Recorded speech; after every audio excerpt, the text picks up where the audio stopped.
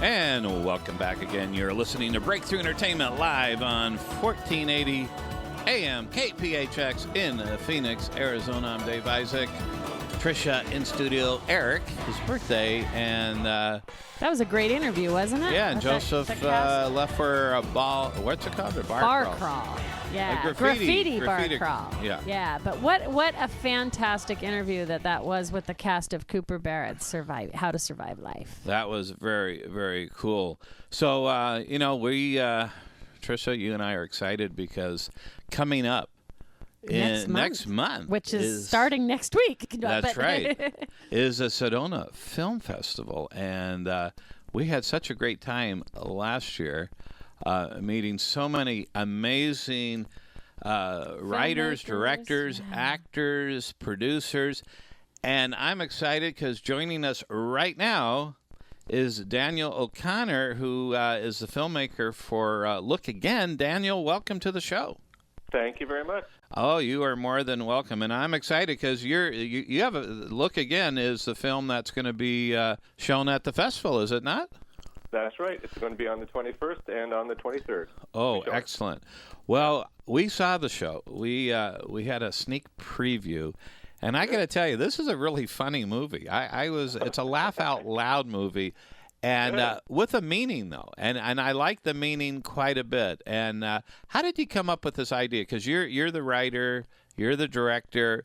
I know? Well, I don't want to do a spoiler alert because at the end it says something. Well, but should I give like a quick overview of what the movie's about for your listeners? Absolutely. Yeah. So it's the story about a young guy who's had some very bad breaks in life, and specifically he's been betrayed by people close to him, and he's about to end it all. Which is a great way to start any comedy. Oh, yeah. and he's visited by his guardian angels, who give him a very special pair of glasses that enable him to see at a glance who's good and who's bad. So it's all about what happens when you feel like you have this superpower to judge people accurately, I guess, is the overall idea.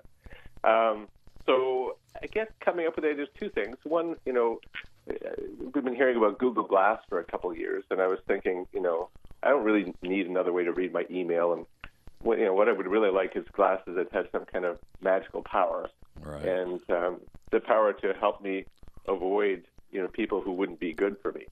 And the other thing is that some of my friends just seem to always be making bad choices, and I thought, wouldn't it be great if they had some help to not go through another relationship that ends in divorce, not be ripped off by another business partner, So I guess it was a combination of, having an idea that would help people to avoid trouble. Well, it really taught that lesson, and with the humor surrounding it. And there's a couple lines I really enjoyed. They're not spoiler alerts, but it just enhances the meaning. Like I can't remember which one said this, but I think it was Brittany Allen. Brittany Allen? Yeah. Yep. She said, "How can we get stronger if we have nothing to push against?" I thought that was quite a good line. And, of course, one of my favorite lines is the time to make up your mind about someone is never. Yeah, and that's a great line. Oh, it really is. That's from the movie The Philadelphia Story. I just happened to come across that line when I was writing the movie, and thought, that's really the truth about life, is that, don't put anybody in any box at any time.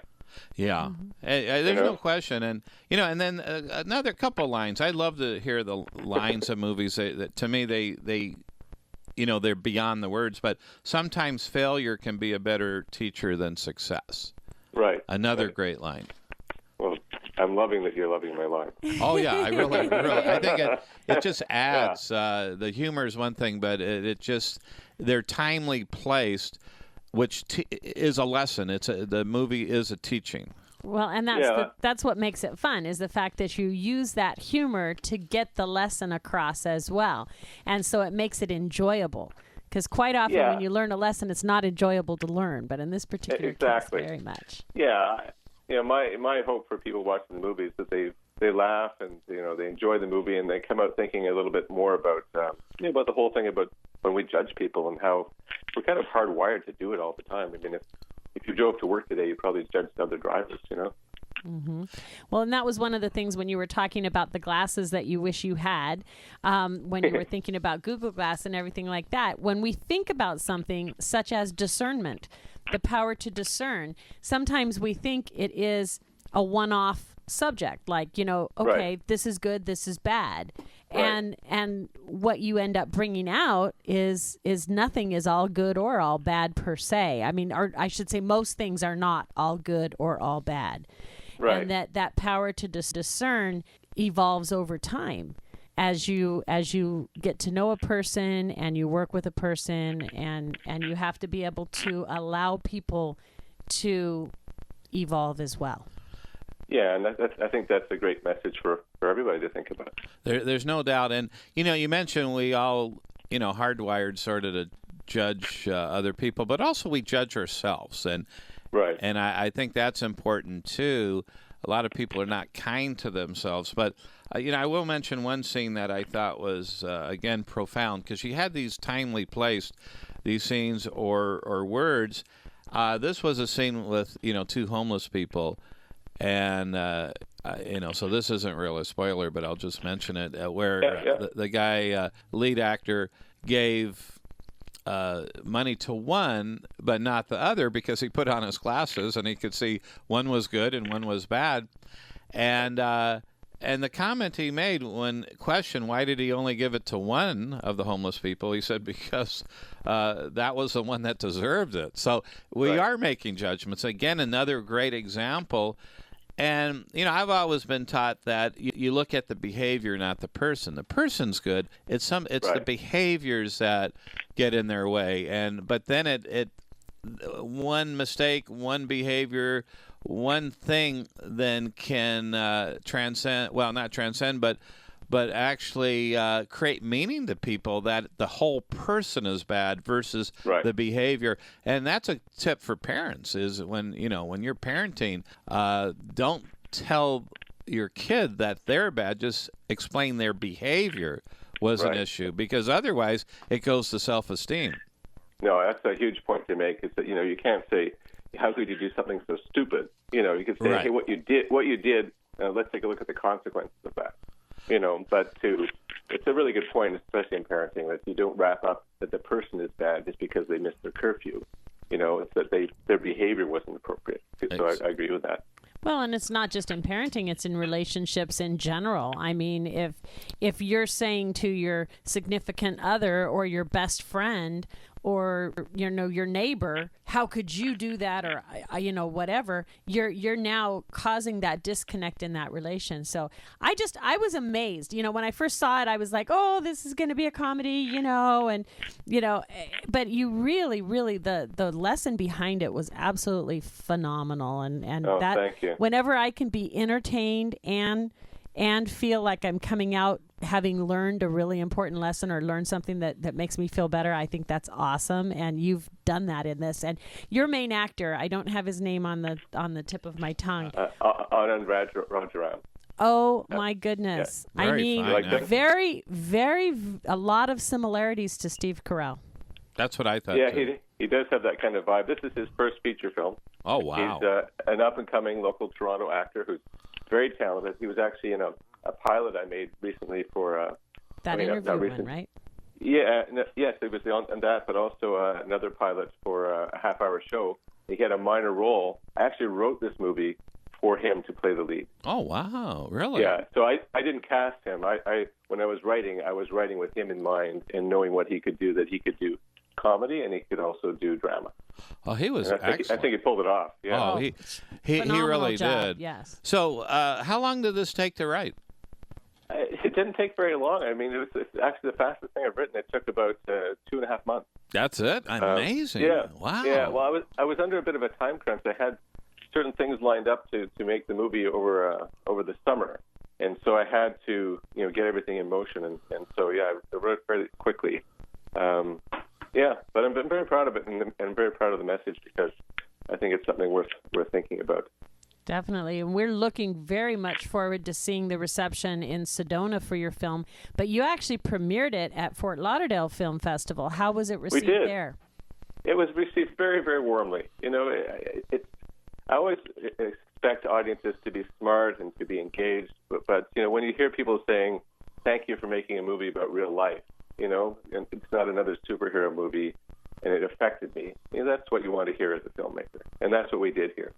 So it was very, very warmly received by people who, just like you, who really got something from it and are taking something away that they can think about. Oh yeah, no question. Now, are you going to be in Sedona when this? You bet. Excellent. Absolutely. And again, this is going to play. You're going to have it. What are the dates again that it's going to show? So it's Sunday the 21st. Does anybody have a calendar? Sunday the 21st. Yeah. Sunday the 21st at 6:30, and Tuesday afternoon at 3:20, the 23rd. And my wife and I are looking forward to going to Sedona, particularly because we celebrated our honeymoon there 20 years ago. It's our first time back. Wait, how many years ago?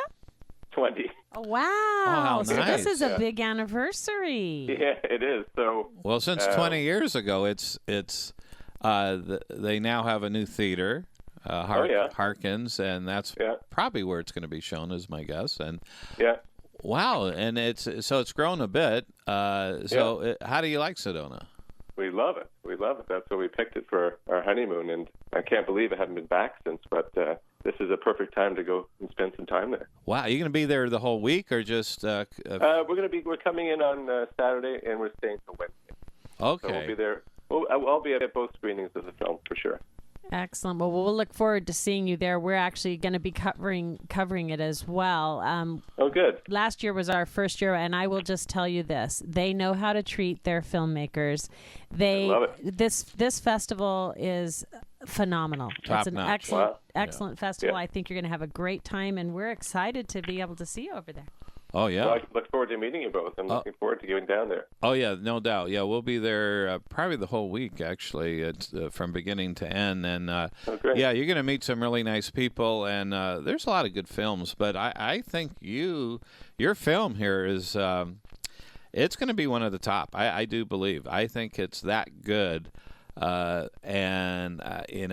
have certain awards, I believe, that they're going to give out. So we'll keep our fingers crossed, because I do think this is a great film. Not just the message, but it's a very out loud funny film. I mean, I was laughing out loud. I like some of the political stuff. It was funny. I mean, Good. yeah, it was very clever. So what do you have in the future? You have other things going on? Yeah, I've written my next film, and currently putting together financing for it. Oh, wow. And so I guess that's the main thing. Getting ready to ramp up to shoot my next one. And it's another feature film? It's another comedy. Okay. Oh, excellent. Because you've done, what is this? This Look Again is number feature. 3, right?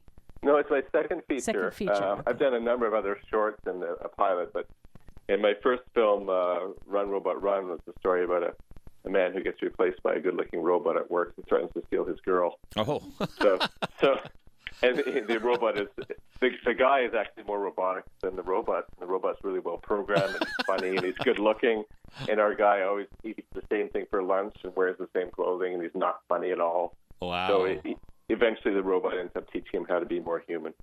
Oh, that's a cool. I'm gonna have to catch that one. Well, I saw the trailer on your website, and I was like, that looks awesome. Yeah. So where are you home based? Are you in LA area? No, Toronto. No, I'm based in Toronto, where we Toronto. have quite a busy film community here. So this is my home base. Well, my friend Ariana Berlin, there was a film made about her that actually is coming out very soon on video on demand. And they, of course, filmed the whole thing up there in Toronto. Yeah.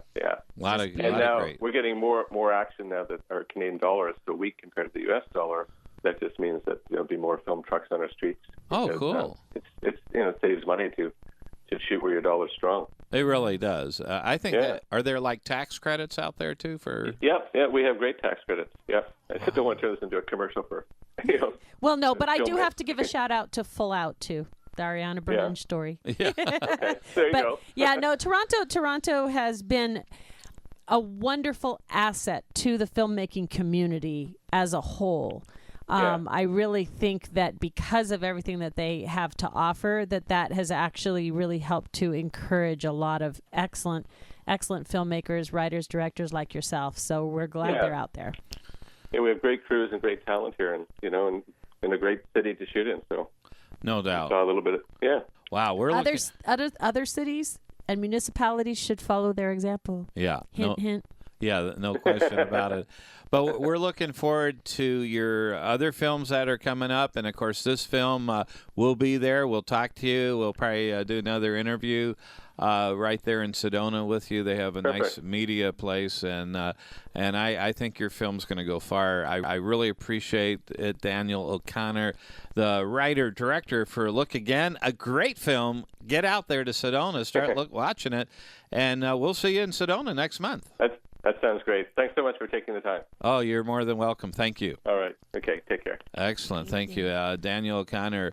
Wow, I'd love to see that Run Robot Run. That sounds funny. Yeah. Well, I just saw the trailer and it looked great. So yes. But this is a very good movie. It's going to be fun to see how this does in Sedona, and the public, is welcome. Get out there.